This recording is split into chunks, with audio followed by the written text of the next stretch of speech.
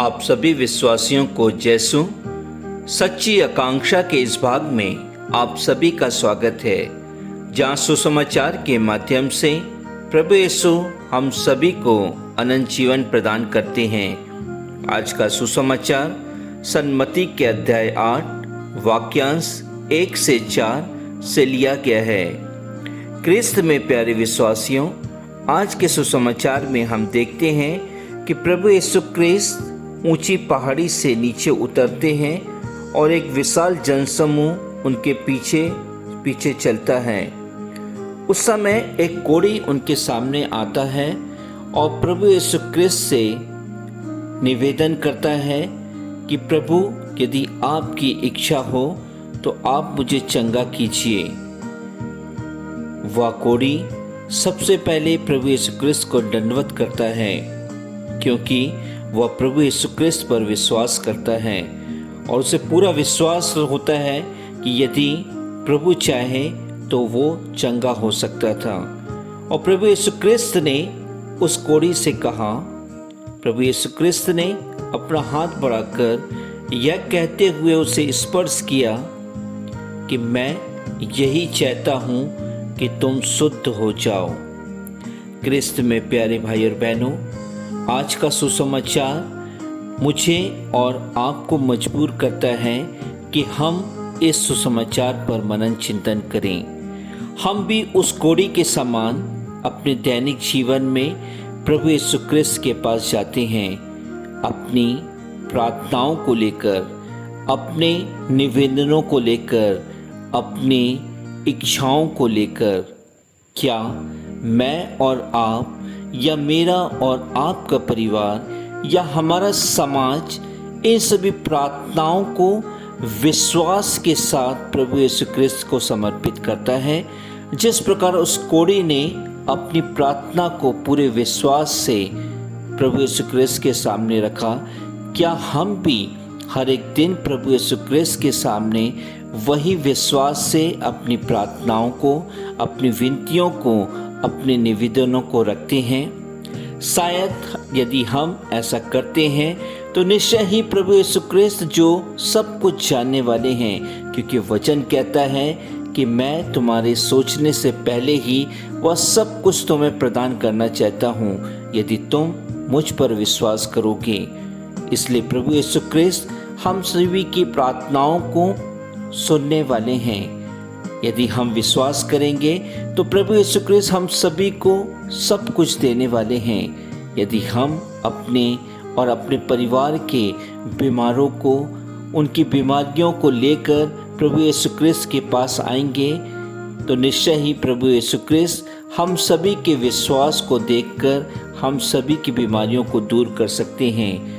आज के सुसमाचार में हम देखते हैं कि प्रभु यीशु क्रिस्त किस प्रकार अपने पिता ईश्वर के स्वर्ग राज के लिए अपने आप को तैयार करते हैं।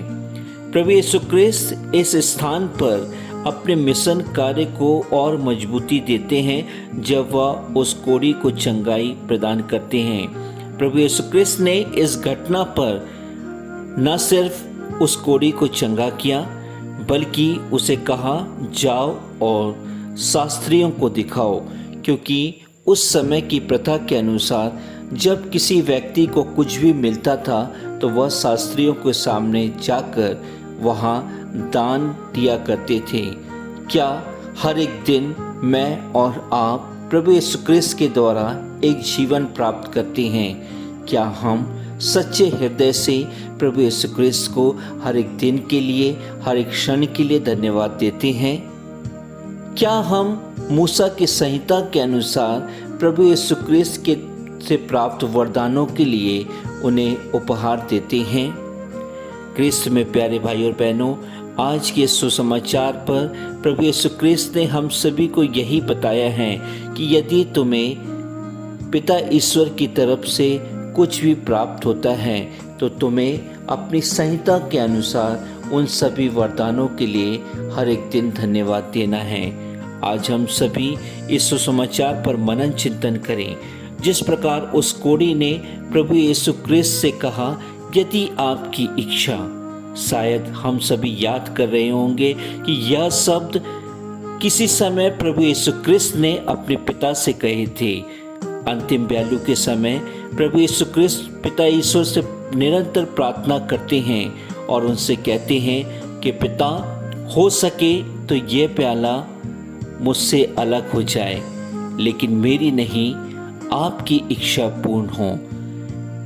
यही इच्छा उस कोढ़ी ने प्रभु यीशु क्रिस्त के सामने रखा और उनसे कहा, यदि आपकी इच्छा हो तो मैं चंगाई प्राप्त कर सकता हूँ। सचमुच क्रिस्त में प्यारे भाई और बहनों, हम सभी को अपनी प्रार्थनाओं में इन्हीं शब्दों का इस्तेमाल करना है।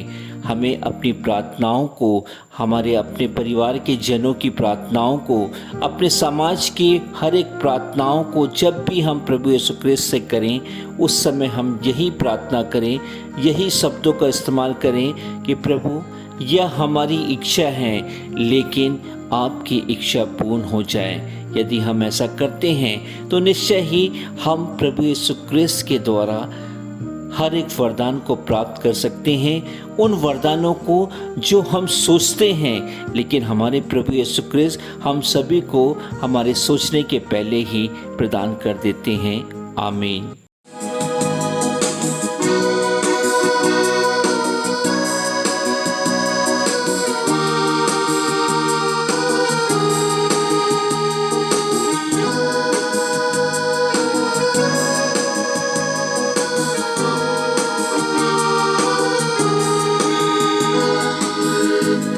सुने तो कौन सुनेगा, तू ना बोले तो कौन बोलेगा।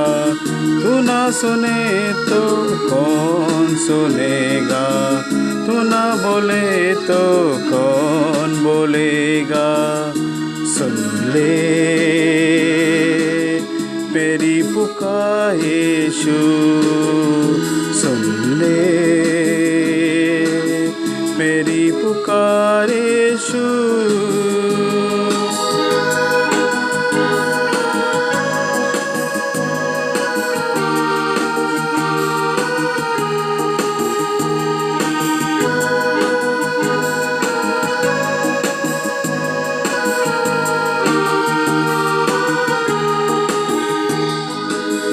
तेरे सिवा न मेरा कोई नहीं, तेरे सिवा न मेरा कोई नहीं, तेरे सिवा न मेरा कोई नहीं, तेरे सिवा न मेरा कोई नहीं।